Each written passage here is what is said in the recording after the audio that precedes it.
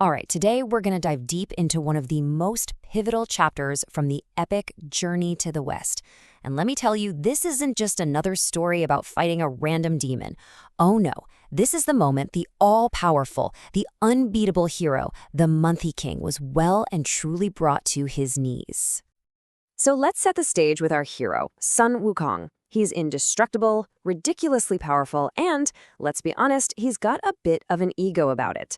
This quote, it says it all, doesn't it? He genuinely believes he's the ultimate protector, and he's not afraid to let everybody know it. But for all that power, for all that confidence, he was walking straight into a trap. One set by a demon who was completely different from anyone he'd ever fought before. A foe who somehow knew his one single vulnerability. So here's how this incredible story unfolds. We're going to follow the journey to this strange red mountain, uncover the demon's wicked little plan, witness a battle that changes everything, see our hero completely fall apart, and then explore what happens when you realize brute strength just isn't going to cut it. Okay, so picture this. Our pilgrims are already deep into their quest. The monk Tang Seng and his disciples, they've been on the road for over a month, trekking through some seriously tough country. The dangers are everywhere, but, they've got to keep pushing forward. So, as they're getting close to this new mountain pass, something just stops them cold. The whole horizon is just glowing. It's this unnatural, fiery red light that seems to be alive. Now, for the others, it's weird, sure. But for Sun Wukong, the one with the golden eyes that can see through any trick, this is a 5-alarm fire. He knows this isn't natural. This is demonic.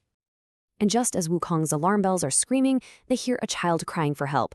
Wukong sees the trap a mile away and begs his master, "Don't go, it's a trick."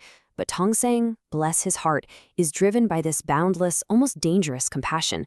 He insists they have to help, saying these exact words. And this, right here, is their whole relationship in a nutshell. Wukong's cynical, hard-earned wisdom clashing with his master's pure but super naive heart. And of course, Wukong was 100% right. That crying child, it's all a show. It's actually the demon Red Boy, a seriously powerful spirit who's been waiting for them. See, he knows the legend.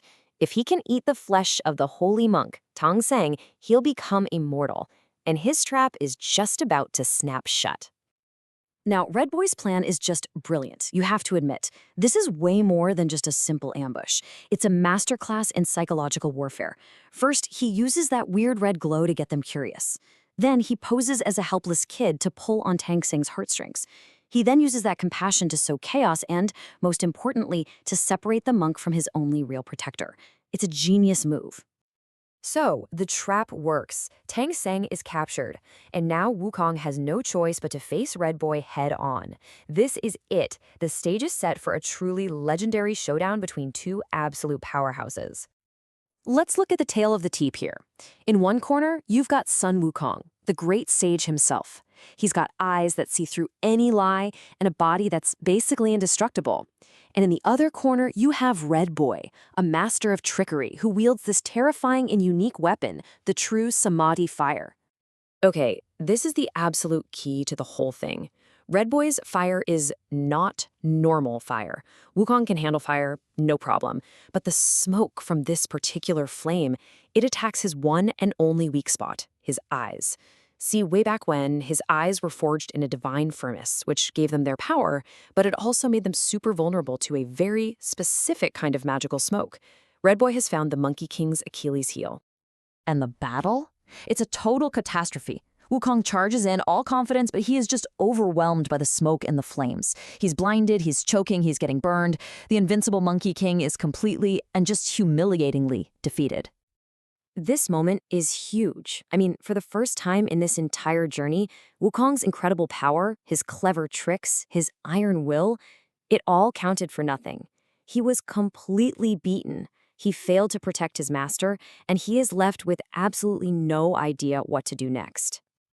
Now let's pause for a second because to really get why this is so important, we have to talk about his name.